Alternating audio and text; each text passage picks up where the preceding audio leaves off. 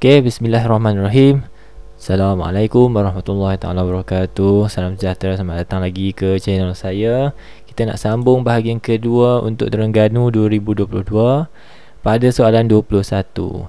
Diagram shows the resultant force R. Ni resultant force-nya, daya paduannya from the combination of the two forces acting on an object. So kita dapat lukisan segitiga daya yang macam gini lah. Okay, soalan tanya, which of the following phenomena represent the diagram vector above. Sekejap tutup sekejap ni. Okay, so kita kena try lah satu-satu macam manakah rupa diagram of vector yang terbentuk bagi setiap jawapan. Kalau sama, itulah jawapan dia. Misalnya untuk jawapan A, weight-nya bertindak ke bawah. So saya akan mula lukiskan weight dulu. Okay, weight ke bawah. Okay, kemudian kita ada daya yang melibatkan tolakan, pushing. So ada pushing dekat situ at an angle, at an angle like that. Okay, and then daya paduan yang terhasil adalah the movement is in the direction of here, combination of the W and R. Okay, W and the pushing. Okay, so kita dapat beginilah, which is equals to the one that is mentioned before. Gambar rajah ni sama. Untuk double confirm, kita lukis yang lain-lain juga. Adakah yang lain-lain tu berkemungkinan sama dengan rajah? Contohnya B. Okay, B ni kita ada daya F1 ke sini, F1. Kemudian kita ada F2, kita nak jadikan segitiga, so F2 kat sini, F2, F1. Daya paduannya di tengah-tengah, in the middle. Okay, so daya paduan kat sini. Sama tak dengan dalam soalan? Tak sama. Okay, so B is not the answer. C pula, kita mula dengan E dulu, daya E macam ni. Okay, kemudian kita ada daya T, which is sending ke kanan macam ni. Ni T, saya ambil T ke sini. Okay, T. Kemudian ada berat kereta tersebut ke bawah. So berat ke bawah, W. Okay, sama tak? Tak sama. Kemudian untuk D pula, D ditariknya kotak dengan troli ni pada permukaan konkrit. So ada, I guess ada daya geseran, kemudian ada daya menarik kat situ, dan berat kotak itu sendiri berat kotak itu sendiri. Saya scroll up sikit. Saya mula dengan berat kotak tu W ke bawah. Okay, kemudian ada daya tarikan, maybe dekat sini. Okay, daya tarikan tu. Kemudian ada frictional force ke sana. Sama ke tak dengan pilihan jawapan? So, ternyata B, C, D semuanya tak menepati apa yang berada pada soalan, diagram yang berada dalam soalan. So the best answer is A. Alright. 22. An object is in an equilibrium of forces, keseimbangan daya. Kita panggil objek tu dalam keseimbangan daya bila? Okay, so kita pilih daripada pilihan jawapan Roman. So nombor 1 betul tak? Dalam keadaan stationary, betul. At rest, betul. Nombor 2, moving with uniform velocity, juga betul. So ni dua keadaan yang selalu diuji dalam soalan. Awak kena tahu, kalau dua motion ini berlaku, uniform velocity dan juga at rest, maka kita panggil dia in equilibrium of forces. Okay, keseimbangan daya. Kemudian 3, the net force is equals to 0. Betul lah. Kalau kita cari net force, misalnya satu objek yang daya kanan dan daya kirinya sama, contohnya 5 Newton, 5 Newton juga ke kanan. So bila kita cari daya paduan, kita dapat 5 tambah negatif 5, which is equals to 0. So nombor 3 juga betul. 1, 2, 3. Okey. Nombor 23 menunjukkan hasil eksperimen dua spring dengan panjang asal berbeza. Okey, spring ni spring yang berbeza lah sebab soalan label. Satu spring P, satu lagi adalah spring Q. Okey, pada keadaan asalnya panjang asal adalah 10 untuk P, 13 untuk Q. Apabila digantungkan dengan beban yang sama beratnya, 10 Newton dengan 10 Newton juga, didapati pemanjangan berlaku. Dan berlaku pada kadar yang berbeza, pada kepanjangan yang berbeza. Okey, macam P memanjang menjadi 16, Q memanjang menjadi 25. Kita boleh cari berapakah nilai X, which is the pemanjangan spring yang berlaku lah untuk P. Pemanjangan untuk P adalah 6 cm, iaitu 16 tolak 10. Pemanjangan untuk Q adalah 25 tolak 13. 25 tolak 13 adalah 12. Okey, 12. Dua kali ganda maksudnya Q adalah more elastic than P, ataupun kita boleh kata bahawa P is stiffer than Q. P adalah lebih keras berbanding Q sebab P susah untuk diregangkan. Walaupun dayanya sama, tapi P hanya meregang sebanyak 6 cm. Manakala Q meregang lebih banyak. Okay, itu yang pertama, P is stiffer than Q. Ini juga membawa maksud the K value, which is the spring constant for P, is greater than the K value of Q. Spring constant, kalau nilai K nya besar, okay, nilai K nya besar, itu bermaksud dia lebih keras dan sukar diregangkan atau dimampatkan. Okay, itu dia punya teori lah. Kemudian kita tengok pada rajah B ada graf weight, which is the force against X, yang merujuk kepada Hooke's law. Inilah formula yang melibatkan hukum Hooke, yang mana Hooke kata F equals to Kx. Okay, yang mana nilai K diwakili oleh nilai gradient. Tally tak? Tengok gradient P dengan gradient Q. Mana lebih tinggi gradientnya? Jawapannya P. P lebih tinggi gradientnya. Bermaksud P lebih keras. Itu logik lah. P lebih keras. Okay, P lebih keras. P is stiffer than Q. So logiknya berlaku dan tally dalam graf. Okay, itu secara sepintas lalu teori apa yang berlaku dalam Hooke's law, dalam hukum Hooke ya.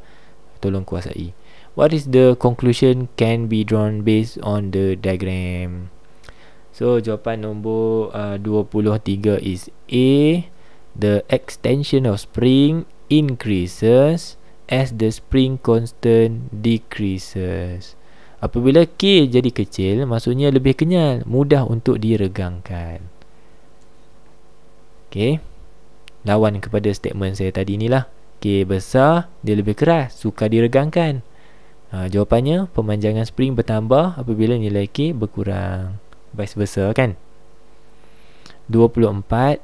Which of the following is the factor affecting the pressure in liquid? Allah, senangnya. Pressure in liquid tu formulanya rho G H, bukan rho GV ya. Rho GV untuk buoyant force. So inilah tiga faktor yang mempengaruhi tekanan dalam cecair. Density of liquid, itu yang pertama. Kedua, gravitational field strength. Ketiga adalah kedalaman, depth. So 24 jawapan paling tepat, kedalaman. 25.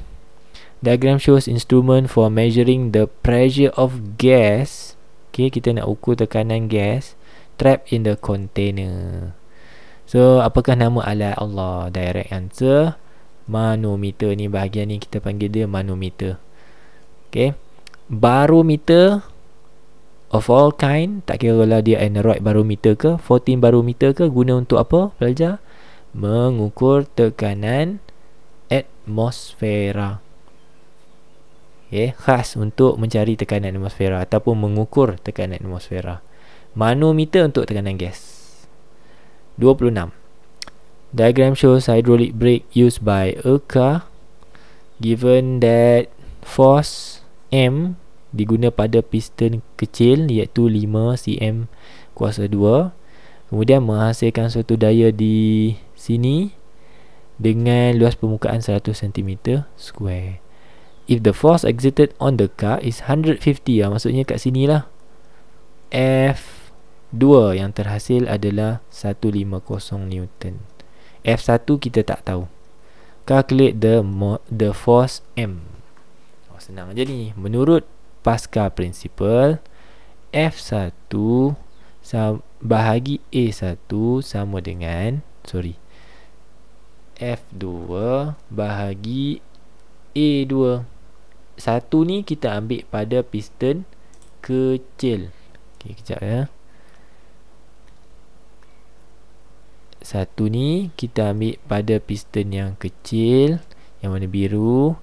Kemudian yang kuning ni kita ambil pada piston besar, piston pada tayar. Okay, satu-satu, jangan bertukar maklumat. F1 adalah F pada piston kecil yang kita nak cari. F1. So kita ganti di situ F1 lah. Bahagi A1. A1 piston kecil 5. F2 150. A2 adalah 100. So F1 adalah 150 bahagi 100 darab 5. So, jawapan sepatutnya yang awak dapat adalah 7.5 Newton. B. Okay, nombor 26 B. Teruskan ke nombor 27. Okay, menunjukkan 3 bongkar berbeza saiz dan kedudukan apabila direndam dalam air. Kita ada PQR. So saiz dia berbeza, kedalaman dia berbeza. Which statement is correct?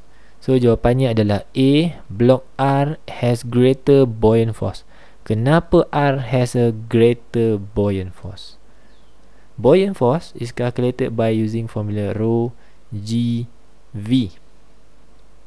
Okay, so daripada formula rho GV, we know that R has displaced more volume of water, more water compared to P and Q. That is why R berada di bawah. Okay, kenapa R berada lebih dalam? Kerana by right, R has displaced this much of water. Banyak ni air yang telah disesarkan oleh R. Sebab tu R boleh tenggelam sampai sini. So meaning that the volume of water displaced by R is greater, thus the buoyant force of R also greater. So that is how kita dapat jawapan tu. R akan tenggelam di situ dan stay kerana R mampu menyesarkan lebih banyak volume of water. So the greater of the volume of water displaced, the greater the buoyant force. Okay, bukan kita kira kalau dia terapung tinggi maksudnya buoyant force dia tinggi lah. Tak. Kalau kita nak kata macam tu, buoyant force dia lebih tinggi daripada weight dia, baru betul. Ayat awak tak penuh kalau awak nak cakap macam tu. Okay, so the buoyant force depends on how deep or how much the water is displaced. So the greater the water displaced, meaning that the greater the buoyant force. Lagi banyak air yang tersesar, maka lebih tinggilah daya apungan objek tersebut. Okay, 27 ayam. 28. Okay, the umbrella lifted due to the strong wind. Kenapa umbrella dia jadi macam ni? Kerana ada beza tekanan. Tekanan di bahagian bawah payung lebih tinggi daripada tekanan di atas. Kalau awak tengok video-video saya sebelum ni, apa terma yang saya akan guna seterusnya? Apakah terma yang saya akan guna seterusnya? Okay, bagi yang dapat jawab, tahniah. Because there is a difference of pressure ataupun pressure difference, beza tekanan. Ingat ya, beza tekanan akan menyebabkan tekanan ataupun pengaliran berlaku daripada kawasan bertekanan tinggi kepada kawasan bertekanan rendah. So payung ni tertolak ke atas kerana di bahagian bawah tekanannya lebih tinggi, bahagian atasnya tekanannya lebih rendah. Sorry ya, saya silap label, cakap lain label lain. Apalah Cikgu Zul ni. Wah, ni rendah. Okey, tu betul. So ada beza tekanan, maka tekanan bertindak dari tekanan tinggi kepada tekanan rendah. Right, cuba tengok pilihan jawapan. Which one is the best answer? So jawapannya D. The different pressure between the upper and lower part produce upward thrust, menghasilkan daya tujah ke atas. As I mentioned tadi. 29. Yang ni term saja. Work done to move 1 coulomb of charge between 2 points. Yang ni keyword lah. Kalau saya tangkap dekat sini. Okay, between 2 points. Saya cuma hanya akan keliru pada 2 tempat saja. Saya akan consider 2 tempat, iaitu sama ada beza keupayaan V atau EMF, daya gerak elektrik. So whenever you see 2 points, meanings V. Kalau complete circuit, kalau ditulis in a complete circuit, maka jawapan ni adalah milik EMF. Okay, arus elektrik tak kalah work done. Okay, dia adalah rate of flow of charge. Rintangan dalaman lagi lah, bukan work pun. Okay, C 30. Diagram shows electric circuit consists of dry cell, voltmeter and resistor. The dry cell has internal resistance. Okay, rintangan dalam. Alright, soalan tanya, what happened to the voltmeter reading and internal resistance when the resistance increase? Belajar, tolong jangan salah soalan ni. Rintangan kalau meningkat, bacaan atau voltmeter, potential difference juga akan meningkat. Yang ni jangan salah. V always follows R. V meningkat sebab V is the energy. Kita kena ingat voltage adalah tenaga, satu bentuk tenaga. Given to whom? Given to electron. Diberikan pada elektron supaya elektron boleh mengalir. So kita nak pastikan elektron mengalir dalam litar betul. Untuk pastikan elektron boleh mengalir dalam litar yang rintangan dia tinggi, maka banyak ke sikit tenaga yang diperlukan? Mestilah banyak. So sebab itu voltanya tinggi. That is the analogy. Macam tu cara analogi dia. Kalau hari ni awak ada banyak kerja nak kena buat, banyak rintangan kehidupan awak hari ni, jadi awak perlukan tenaga yang lebih banyak. Begitulah juga dengan elektron. So the voltmeter reading as well are going to be increased as well. So mungkin dekat sinilah. Okay.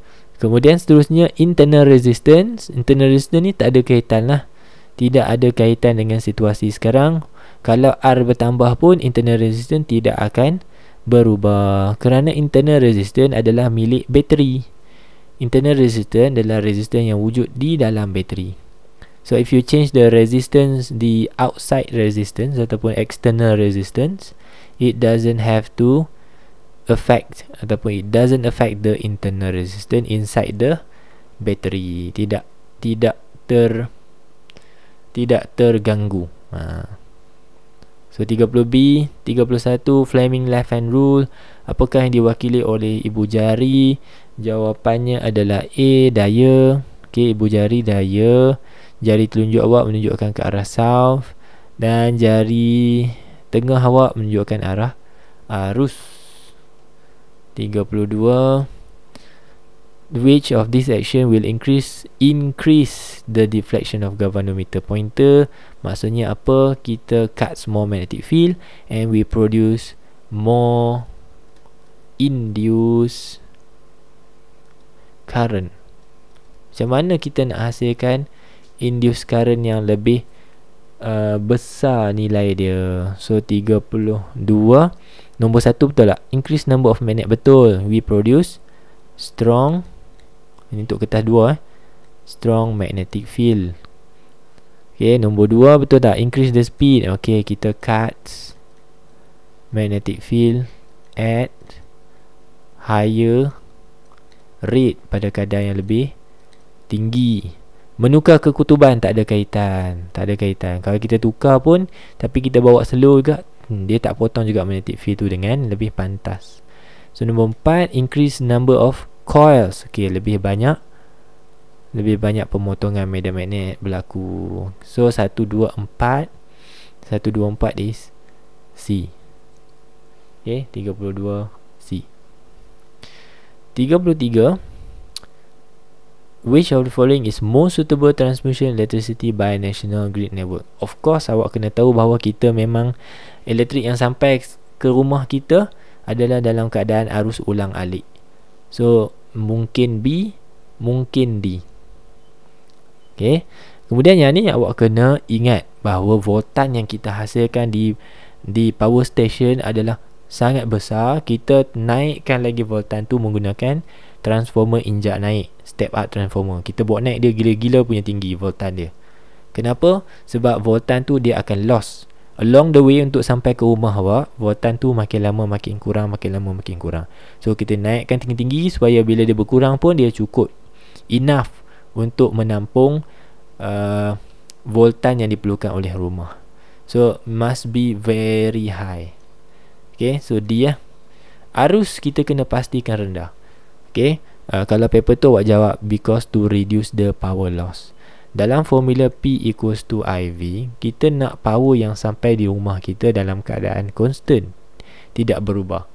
Okay, maka voltan yang kita telah naikkan tinggi menyebabkan arus menjadi rendah. This is to reduce power loss. Alamak, awak tak nampak saya tulis Sekejap saya ternaikkan tinggi pula. Okay, nampak tak? Okay, so once again saya bagi tahu tadi bahawa in power transmission, kita nak pastikan power of our electricity remain constant, CV. So bila P dah CV, maka dua lagi akan jadi MV lah. Okay, dua lagi akan jadi MV dan juga RV. Misalnya begini, kita sengaja meningkatkan voltan kita, so MV lah. Kita pastikan voltan kita naik supaya cukup nanti bila sampai di perumahan kita, cukup untuk menampung jumlah elektrik yang diperlukan, jumlah voltan yang diperlukan.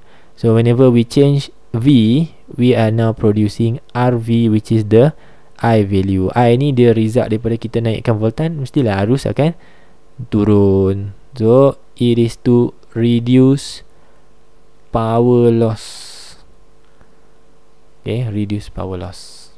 Kalau paper tu awak tulis reduce power loss. Alright, so jawapannya D.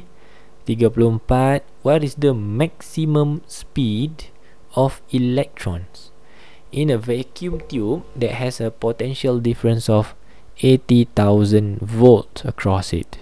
Yang ni berlaku dalam CRT, cathode ray tube. Dalam cathode ray tube, jumlah tenaga elektrik kepunyaan elektron telah bertukar kepada tenaga kinetik. So by using the principle of conservation of energy, tenaga milik elektron tadi, EV, telah bertukar kepada tenaga kinetik, setengah MV kuasa 2. So from that formula, kita akan ganti E, which is the charge of one electron, 1.6 times 10 to the power of negative 19 V being the potential difference tadi 8,000. Allah. And then sama dengan setengah. Mass here is the mass of the electron itself. Elektron 9 darab 10 kuasa negatif 31 G electron. And then V square being the maximum velocity lah, laju maksimum untuk elektron. This is the one yang kita nak cari ni, V square max ni. Nanti kita cari V dia berapa, V maksimum berapa. Alright, selesai kan? Sepatutnya okay, boleh pause dulu pause dulu, awak jangan salin-salin je, awak kira lah sekali kan. So V2 square V square max, you'll be having V square as 2.81 times 10 to the power of 15. When you square root this one, you end up and get your final answer as 5.3 times 10 to the power of 7 meter per second. So A. Okay, 34 settle. Siapa nak screenshot ke, nak pause dulu cuba kira ke, silakan. Sorry laju sikit. Alright, 35. Diagram shows a circuit consists of diode. Keluar lagi diode. So this is the diode mentioned and the bulb connected to a dry cell. Bila soalan macam gininya, awak kena perhati betul-betul belajar. Dia punya terminal of the diode and the terminal of the battery of the dry cell. Soalan mention when the switch is on, the bulb does not light up. Punca. Yang ni kita dah tahu dah bahawa ada something happen, and the something that happen is what we call as reverse bias. Pincang songsang. Kedudukan either bateri ni terbalik songsang atau diode itu songsang. Just to make sure, kita tengok negatif terminal ni rupa-rupanya bersambung dengan positif terminal diode, which is tak betul. Diode kalau kita nak sambung dengan bateri, sentiasa ingat pelajar-pelajar, positif mesti sambung dengan positif. Tapi dalam kes ni positif sambung negatif. Sebab tu kita panggil dia reverse bias. Okay, reverse bias. Apa berlaku dalam reverse bias? Arus tak boleh flow. Okay. So soalan kata what needs to be done? Macam mana nak bagi menyala juga?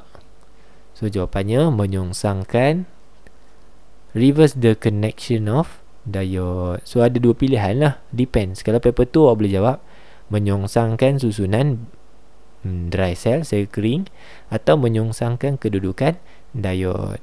So dalam ni kita tak ada pilihan kan, C yang paling sesuai. 36. Okey, jadual menunjukkan berapa cadangan sambungan komponen elektrik bagi membolehkan sistem penggerak kebakaran itu berfungsi. So untuk menghasilkan untuk memastikan penggerak ini berbunyi lah. Soalan tanya macam mana kita nak pasang alatan-alatan ini supaya penggerak itu boleh berbunyi. Okey, saya untuk jimatkan masa, saya bagi jawapan dan saya ceritakan kenapalah. Saya tak ada check Saya tak ada check. So jawapannya 1 dan 3, which is B. Saya tunjuk kenapa 1 dan 3. Okay, dalam susunan 1, HDR, perintang peka haba, diletakkan pada PQ. Okay, jom kita letak PQ, perintang peka haba. Okay, sorry, macam tu bentuk dia. RS kita letak perintang biasa. Okay, saya cerita. TUV pula kita pakai NPN transistor. NPN.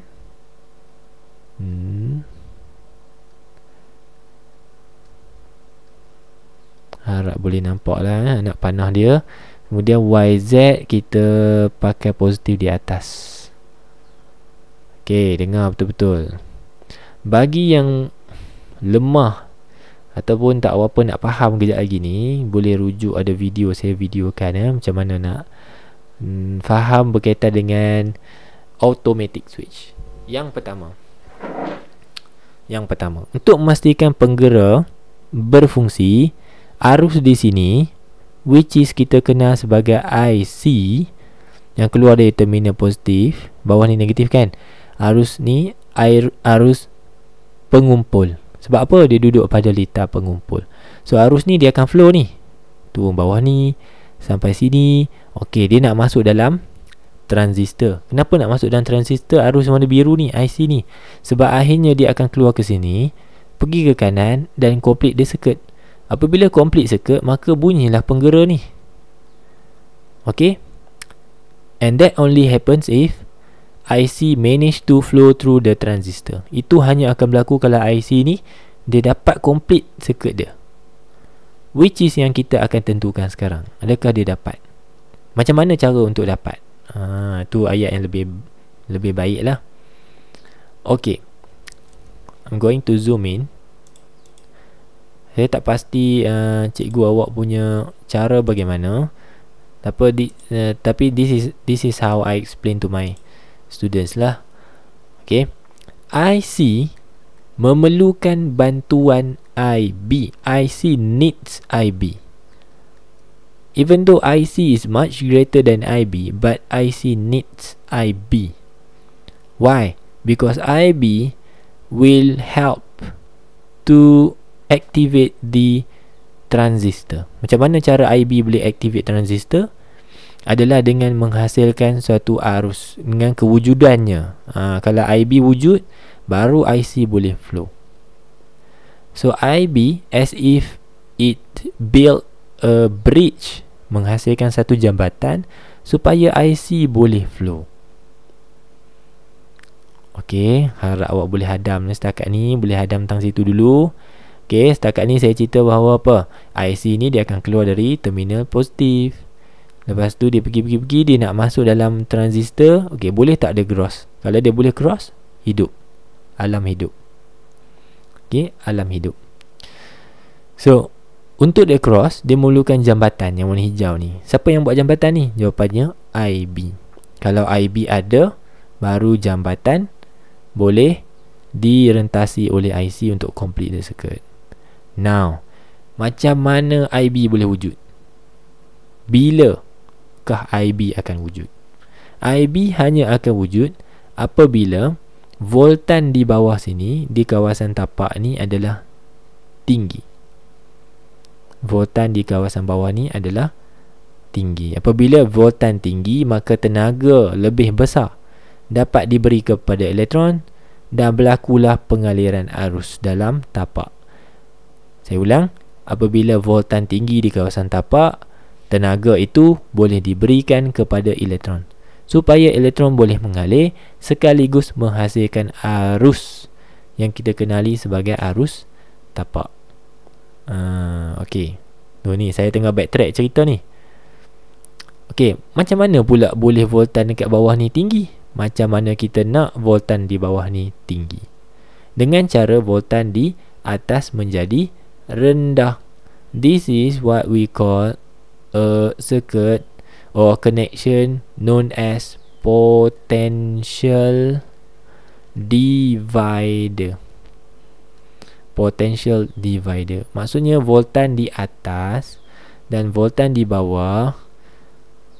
Okay, vice versa, satu akan jadi besar, satu akan jadi kecil. Tapi bila tambah dua-dua akan sama dengan voltan pada bateri di sebelah kanan. Nampak ke yang saya label warna pink? Nampak kan? Okay, misalnya ni saya cerita panjang ni, kalau awak pening awak skip je lah. Sini soalan bagi 6 volt. Okay, this 6 volt are going to be divided into 2, atas dengan bawah, PQ dengan RS, tapi not of the same value. Tak sama nilai dia. Dia tak boleh jadi 3, sini 3, sini 3 volt. Tak boleh. Walaupun dia divide, tapi doesn't have to be, it cannot be of the same value. Dia tak akan jadi nilai yang sama. Misalnya, kalau voltan di bawah, di atas ni rendah, mungkin dia 2 volt, di bawah jadi 4 volt. So 2 tambah 4 jadi 6. Itu maksud dia potential divider. Okay, macam mana pula voltan di bawah, di atas ni boleh jadi rendah? Tu ayat seterusnya. Macam mana lah voltan di bawah ni jadi rendah? Okay, so macam mana voltan jadi rendah adalah pada waktu panas sifat HDR. Nampak tak dalam skrin? Tak nampak? Saya zoom out balik. Oops, sekarang ni dah zoom out sangat pula.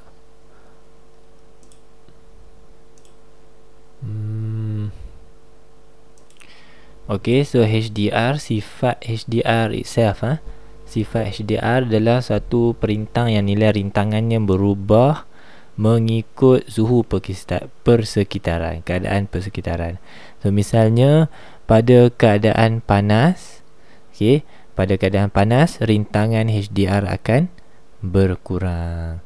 So apabila rintangan HDR berkurang rintangan HDR berkurang, maka betul lah voltan across HDR juga akan berkurang. Bila voltan across HDR berkurang, maka voltan di kawasan RS akan meningkat menurut konsep potential divider. Apabila voltan across di bawah ni meningkat, maka menghasilkan atau mampu menghasilkan IB. Then the existence of IB will cause IC to be crossing the transistor. So whenever the IC can cross the transistor and complete the circuit, the alarm will switch on. Itu cara bagaimana kedudukan itu boleh menyebabkan menyebabkan alarm berbunyi. Okay, so nombor 1 betul, nombor 2 salah, kedudukannya salah.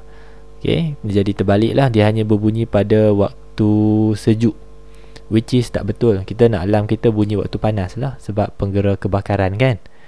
Okay, sistem kebakaran, penggera kebakaran. Alright, 3 betul juga. Kenapa 3 betul? Kerana kedudukan terminal bateri yang mengeluarkan IC adalah sepadan dengan kedudukan arrow di dalam transistor. Saya tunjuk sikit. Okay, so arus akan keluar kali ni daripada bawah lah. Okay, saya padam in case awak nak tengok lagi gambar ni, awak boleh pause. Saya padam, saya nak tunjuk kenapa nombor 3 betul. Saya tak akan sentuh di sebelah kiri raja sebab semuanya masih sama. Allah, kenapa pemadam ni tak nak padam immediately? Kenapa? Okey. So transistor yang digunakan kali ni adalah PNP. PNP beza dia anak panah dia ke sini ya. Anak panah dia pergi kepada base tu, anak panah dia. So harap boleh nampak lah Terminal bateri dia pula terbalik, dia letak negatif di atas, positif di bawah. So tak ada masalah. Current IC kali ni akan keluar daripada bawah, keluar daripada positif, kemudian cuba masuk dan merentasi transistor. Arah arus yang mengalir iaitu IC sepadan dengan anak panah di dalam transistor. So it is forward bias dan arus akan dapat melepasi dan complete the circuit. Dengan syarat di sebelah sini kita kekalkan kedudukan HDR di PQ dan rintangan biasa di RS. Baik, saya harap boleh faham lah tu Mungkin pada siapa yang belum jelas boleh jumpa cikgu awak. Dia kena tunjuk depan-depan juga kalau awak tak berjaya nak dapat daripada penerangan ni, kena consult So tolong ambil tindakan lah, consult. 37. Okay, kejap saya tengok skrin ni. Alright, 37. The following equation represent the decay of lead nucleus. So dia menghasilkan X. X ni, if I can write it down again, 0, -1, which is refers to electron. Electron ni apa? Particle beta. And then Y is labeled without any charge or even any mass, tak ada jisim, tak ada charge. So this is gamma. So beta gamma B 37. Alright, 38. This is a nuclear reaction in which the uranium is being hit by a neutron, and then it splits into two, barium and krypton. So by splitting, meaning that we are now doing fission, nuclear fission, pembelahan nukleus. Nama pembelah kan. So splitting.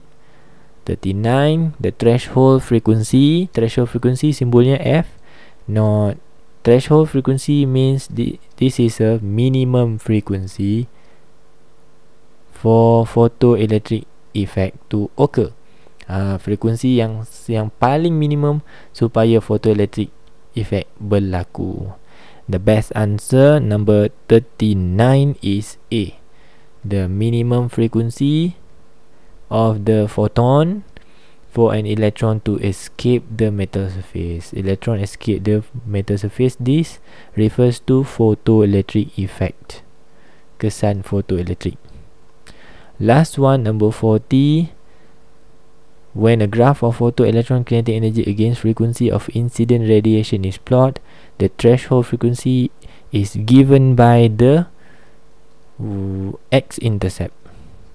Okay, ini graf yang dimaksudkannya. Kes awak tak dapat bayangkan, graf ni berada pada soalan-soalan trial kertas satu yang lain. Kalaulah ni video yang dah keberapa awak tengok dalam tahun ni, 2022 punya, awak akan confident yang awak dah pernah tengok graf ni. Okay, ni tenaga kinetik against frequency. Dia graf dia macam ni.